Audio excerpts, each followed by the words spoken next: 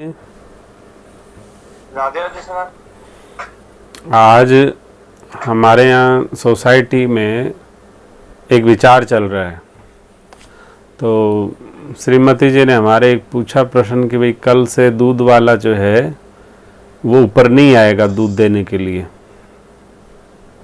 जी तो मैंने कहा क्यों, क्या बात हो गई? भाई सोसाइटी ने ये सूचना दी है कि भाई कल से दूध वाले को ऊपर नहीं आने दिया जाएगा और नीचे जाके आप दूध ला सकते हैं। जी। तो अब आप लोग बताइए इसका समाधान क्या है?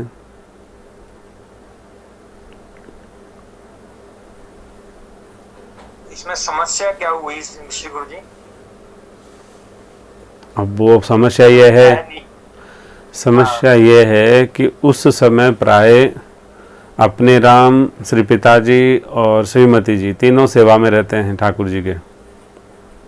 जी नंबर 1 समस्या। ठीक है। दूसरी समस्या है कि बच्चे छोटे हैं तो फिर श्री माता जी जो हैं वो थोड़ा सा, मान लीजिए बच्चे कोई उठ जाए रोए करे तो फिर वो माता जी केयरिंग के लिए रहते हैं। जी तीसरी समस्या यह है कि ठाकुर जी की सेवा के लिए जो दूध आता है वो इतनी दूर से खुला दूध नहीं ला सकते। हाँ। भाई वो सबकी दृष्टि पड़ेगी ना, तो वो फिर वो भोग में नहीं जा सकता, खुला है। जी जी तो ये सबसे बड़ी समस्या है। हैं अब भी उस समस्या का ये भी मान लो, कोई एक ढक लो, कोई एक, बहुत सारे तरीके हैं। लेकिन अब मुझे इस समस्या का समाधान बताओ कोई आप लोग।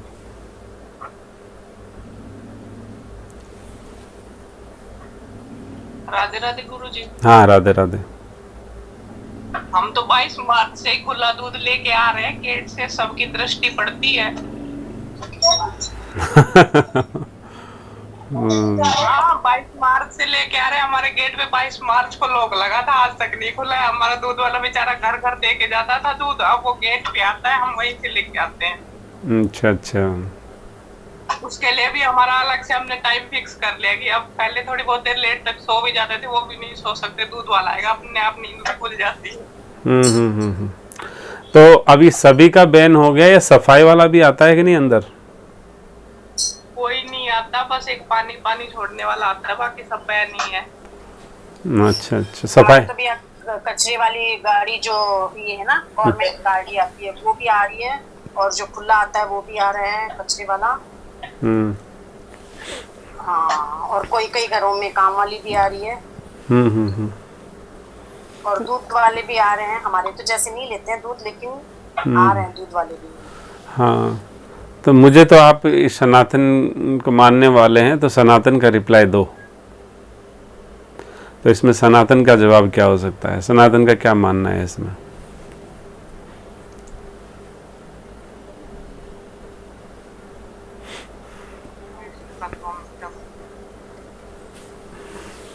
दे सकते हैं?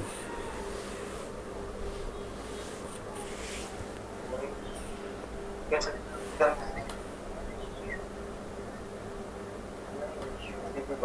लाने की बात है, कौन लेके आवे? नहीं, लाने की बात नहीं है, लाने की बात नहीं है। दूध आता है अभी तक हाँ है, तो दूध वाले को निषेध किया गया है और सफाई वाले को निषेध नहीं किया गया है। अच्छा। तो आप लोगों का क्या मानना है, सफाई वाला भी निषेध होना चाहिए या दूध वाला नहीं होना चाहिए, या दोनों दोनों होने? ही होने चाहिए। ये निषेध ही हो तो दोनों का ही हो, एक का ही क्यों हो? सफाई भी अपने आप ही करो। फिर आप वो जब सफाई वाला आ रहा है तो वो तो ज्यादा कीटाणु लेके आ सकता है, बल्कि वो दूध वाले तो फिर भी कम चांस है। क्या आप लोगों के क्या इसमें विचार है, बाकी लोगों का? दोनों को ही बैन करना चाहिए गुरु जी फिर। जी, और सभी दें थोड़ा सा फास्ट इस पे रिप्लाई।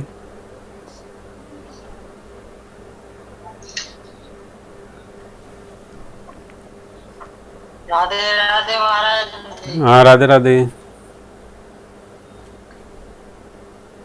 ये हम शायद दूध के बिना तो एक बार रह सकते हैं, लेकिन जो महाराज जी घर में इतना कचरा इकट्ठा हो जाएगा उसका फिर क्या करेंगे जब कचरे वाला नहीं आएगा तो? और आसपास कोई ऐसे वो नहीं है, समाधान नहीं है कि जहाँ आप जा सको, तो फिर उसके बिना तो फिर थोड़ा मुश्किल लग रहा है।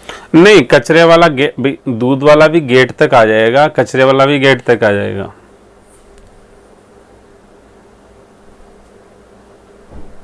फिर तो महाराज जी यही है कि वही कर सकते हैं, कचरा गेट पे डाल के आना है और दूध लेके आ सकते हैं, और उसमें तो बाकी तो आप ही समझा सकते हो उसके, अपना तो जितनी बुद्धि है उसके हिसाब से यही निकलता है भाई। दोनों काम वहीं गेट पे हो जाए। डब्बा ले जाएंगे, हाँ, डब्बा ले जाके अपना दूध डलवा के ले आएंगे, और क्या कर सकते। हाँ हाँ, इसमें ये हो सकता है कि दूध वो सिक्योरिटी वाले के पास रख दे, जब आपके पास समय हो, जब वो आप भरनी रख दे वहाँ पे, जब आपके पास समय हो जब आप ले आए। नहीं नहीं ठाकुर जी की बन्नी वहाँ थोड़ी रखी जाएगी। ऐसा नहीं करना चाहिए हम लोगों को। फिर तो महाराज जी आप ही इस समस्या का समाधान बता सकते हैं, बाकी हम लोगों को इतनी बुद्धि नहीं है कि हम लोगों को कुछ पता है। मेरा तो अपना मानना है।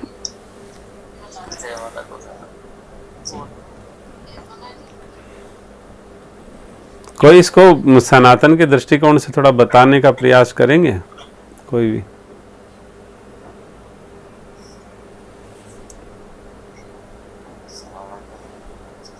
बंद बर्तन में लिया करो ना। हाँ जी, बंद बर्तन में मंगवा लिया करो। हाँ, नजर तो पड़ती जानते हैं तब भी पड़ती है। हैं?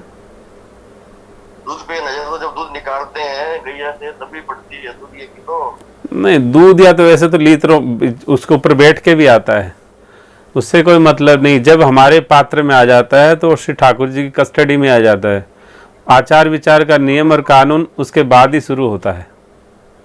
उससे इसका तो फिर महाराज जी वही समाधान हो सकता है कि अपना डब्बा ले जाओ, ढक्कन वाले बंद करके लेके आ सकते हैं, और तो हाँ हाँ हाँ, चलो ये ज्यादा करो उसको, हाँ, डब्बे को ढक के ले आओ कपड़े वपड़े से लेके। उसके बाद ठीक है। और फिर कचरा जी वो तो मैं आप पूछ रहे थे महाराज जी, हम तो वही बताया कि अल्प बुद्धि इंसान है, उतना नहीं विकसित है, तो उतना समझ में नहीं। कचरे का वही है कि महाराज जी वो गेट पे ही दे के आ सकते हैं, और तो कोई रास्ता नहीं है उसके अलावा। खैर, आप लोगों ने अंदर आने नहीं देंगे तो नहीं, अब इसमें बढ़िया बताया है आप लोगों ने। प्राय ज़्यादातर जो भी जवाब आए हैं ये ज़रूर माना है कि बैन हो तो दोनों होने चाहिए, और यदि दोनों बैन नहीं होते हों तो कम से कम दूध वाला नहीं होना चाहिए हैं। क्योंकि जैसे जाजू जी बोले कि दूध वाला तो कम चांसेस है कि वो इन्फेक्टेड होगा, लेकिन सफाई वाला तो इन्फेक्शन होने के चांस ज़्यादा है, क्योंकि वो बेचारा रहता ही यही काम, करता ही यही काम, और एक जगह नहीं वो जगह जगह जाके सफाई करके आता है, तो उसके चांसेज हैं। तो पूरी तरह चांस रहते हैं महाराज जी। जी जी जी, क्या कह रहे हैं?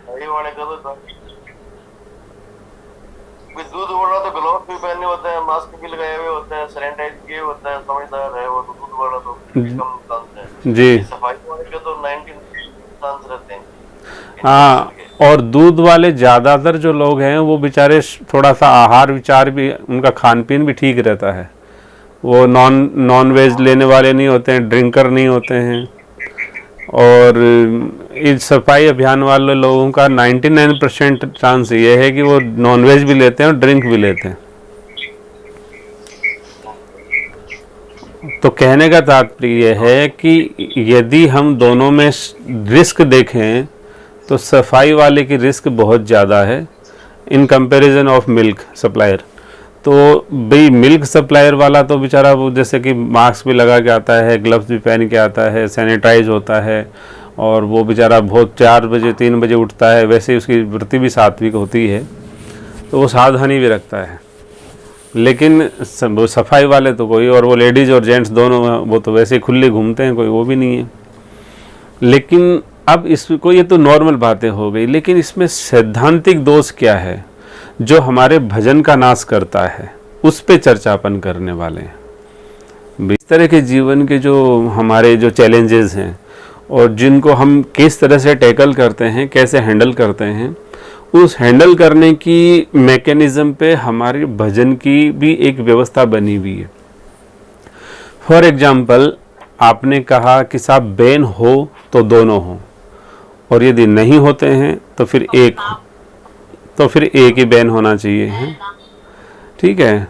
तो इसलिए हमें ये देखना चाहिए, यदि ये सिद्धांत आपने पारित किया है कि साहब सोसाइटी के अंदर रिस्क है इस समय में, तो मान लीजिए कोई भी इन्फेक्टेड लोग बाहर से अंदर नहीं आए, इसलिए हमने बाहर आउटर्स की जो एंट्री जो बैन कर दी है, या एक लिमिटेड एरिया तक हम उसको एंट्री अलाउ करेंगे। तो आपका नियम बहुत अच्छा है और ये सराहनीय भी है, कोई दिक्कत नहीं है, आप अलर्ट हैं, इस वजह से ये आपकी अलर्टनेस भी बताता है। लेकिन ये बताइए कि यदि आपका कंसर्न ये है कि वो इन्फेक्टेड हो सकता है और उससे सोसाइटी में इन्फेक्शन बढ़ सकता है, तो ऐसे केस में आप जो है दूध वाले को तो बैन कर रहे हैं लेकिन सफाई वाले को अलाउ कर रहे हैं, इसके पीछे क्या विज्ञान है?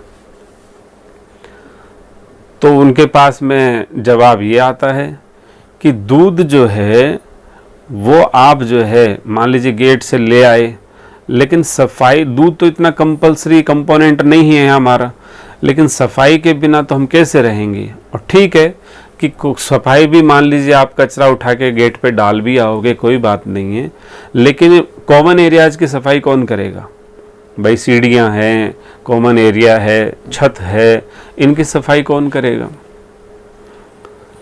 तो अब इसमें समस्या क्या है? पहली बात तो एक वर्ण व्यवस्था जो सनातन के अंदर चली हुई है, उस वर्ण व्यवस्था के अकॉर्डिंग इसमें क्या दोष है और किन किन का दोष है, इसके माध्यम से थोड़ा सा वर्ण व्यवस्था को भी समझने की कोशिश करेंगे, और किस वर्ण व्यवस्था का क्या धर्म और कर्म है वो भी देखने की कोशिश करेंगे।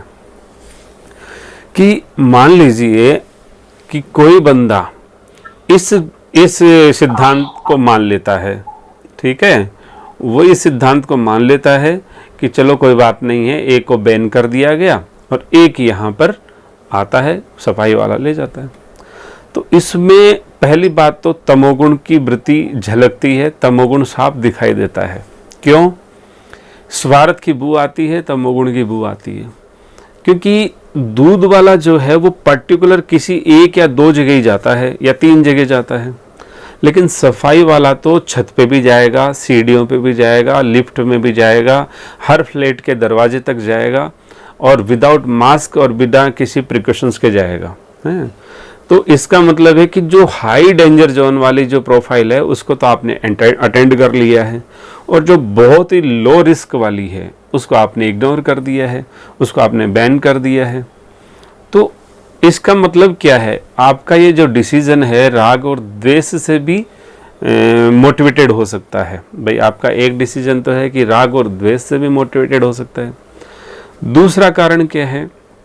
यदि आपने दोनों को बैन अलाउ करना है और आपने दोनों को अलाउ कर दिया, तब तो कोई कंसर्न ही नहीं है, दोनों अलाउ हैं, कोई बात नहीं है। लेकिन अब पहली बात है कि ऐसा विवाद उठा क्यों, और इस चीज़ को राग और द्वेष से कैसे माने? क्योंकि सैद्धांतिक तर्क के आधार पे ये समझ में नहीं आता। ना तो तार्किक आदमी ये सिद्ध कर पाएगा कि दूध सप्लायर से कम इन्फेक्टेड होने के चांसेस सफाई वाले से हैं, तो वो तर्क के आधार पे फेल है, कहने मतलब समझा ही नहीं पाएगा इस बात को। दूसरी बात है कि सरकार की जो गाइडलाइंस थी, सरकार जो है अपनी गाइडलाइन जारी कर रही है, और प्रथम लॉकडाउन से लेकर, इवन प्रथम ही नहीं, जो पब्लिक जो एक कर्फ्यू था, जनता कर्फ्यू था, उस जनता कर्फ्यू के अंदर भी इन दोनों प्रोफाइल्स को सरकार ने अलाउ किया था। कंपल्सरी सर्विसेज मानते हुए मिल्क सप्लायर को भी अलाउ किया था, और क्लीनर यानी स्वीपर्स को भी अलाउ किया था। तो सरकार जिस सेवाओं की इतनी महत्वता को समझती है, तो हम उस सरकार की उस इम्पोर्टेंस को चैलेंज क्यों करें?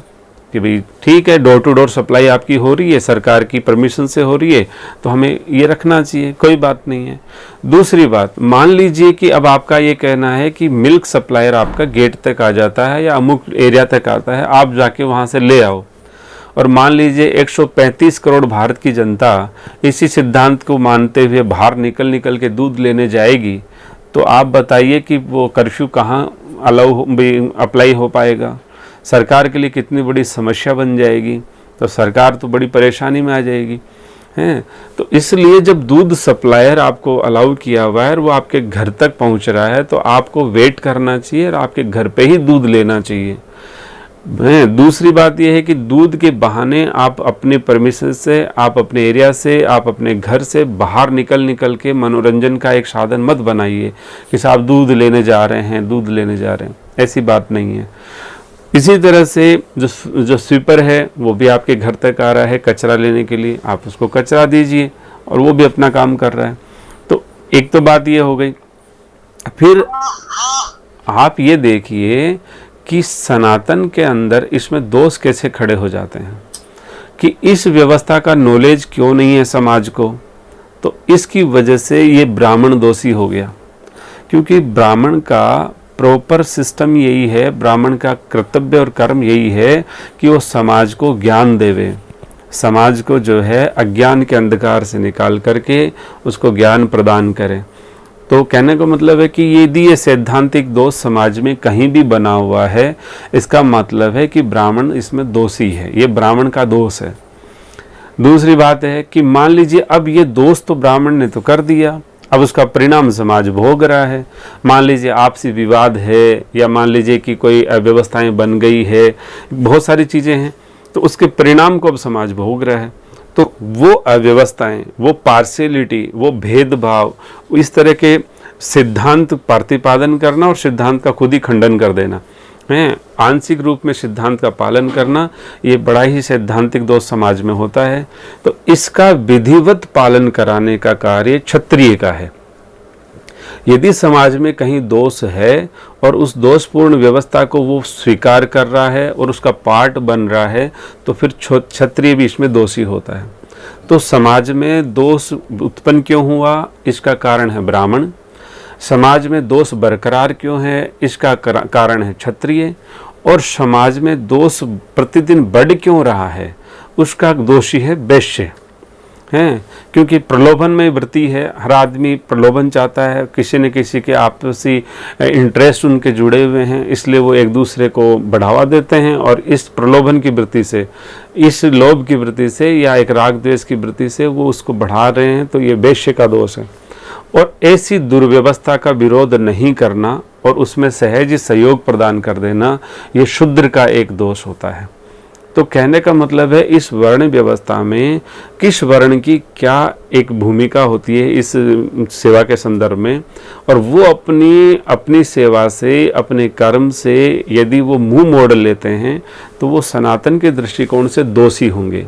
मान लीजिए कदाचित किसी दूध वाले ने ये पूछ लिया और प्रति प्रश्न पढ़ लिया, क्रॉस क्वेश्चन किया कि भाई साहब बताओ, ये सफाई वालों से भी गए गुजरे हो गए क्या हम? ये सफाई वाले तो आपके सब जगह घूम रहे हैं, सब जगह जा रहे हैं, और आप हमें अलाउ ही नहीं कर रहे, हम यहाँ पे इंतज़ार करते रहते हैं दूध वाले आपके।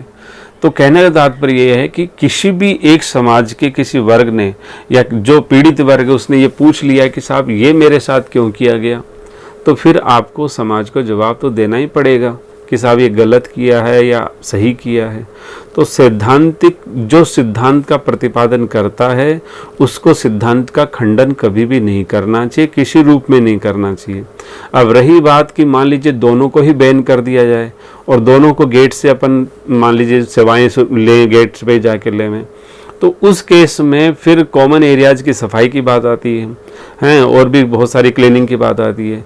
तो सफाई और कचरे की जो बात आती है, तो कचरा तो घर में इतना इकट्ठा नहीं होता है, और यदि हम मैनेज करेंगे कचरे को तो 3 दिन में भी एक बार डंप करना ये आपके लिए कहना पॉसिबल है। 2-3 दिन में कचरा हो गया, उसको 1 दिन में ले जाके डाल सकते हैं। लेकिन दूध तो दिन में 3 बार चाहिए कम से कम। कोई भी ऐसा फैमिली नहीं है जहाँ प्राय दूध की जरूरत 2-3 बार नहीं दिन में पड़ती हो। तो दूध तो हमारे जीवन का कंपल्सरी कंपोनेंट है, और सफाई जो है उसको 2-3 दिन से भी एक फ्रिक्वेंटली भी अपन डाल सकते हैं, कोई बात नहीं है। तो यानी प्राइमरी सर्विसेज के रूप में मिल्क सर्विस प्राइमरी है, क्लीनिंग की सर्विस वो सेकेंडरी है। दूसरी बात, कॉमन एरिया की सफाई की बात आती है तो हम लोग जहाँ भी रहते हैं वो हमारा सनातन संस्कृति के अनुसार मंदिर होता है, और मंदिर की साफ सफाई करना, उसकी व्यवस्था करना, रख रखाव करना, ये पुजारी का कर्तव्य होता है। जो वहाँ पूजा करता है, जो वहाँ सेवा देता है, जो सेवक होते हैं, जो वहाँ रहता है, उसका नैतिक कर्तव्य होता है। ये उसकी पूजा का पद्धति का एक भाग होता है। तो जिस घर में हम रहते हैं उस घर की ही हम सफाई नहीं कर सकते, तो ये तो कितना बड़ा तमोगुण है।